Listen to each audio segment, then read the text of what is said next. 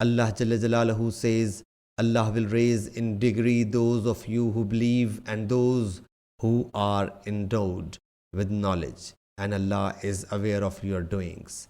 Surah Al-Mujadila, verse 11.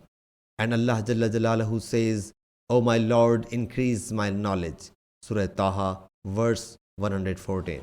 Hazrat Ata bin Yasar reports that Hazrat Abu Huraira radiallahu anhu said, while the Prophet sallallahu alaihi wasallam was addressing the people in a gathering, a villager came there and submitted, when will the hour take place?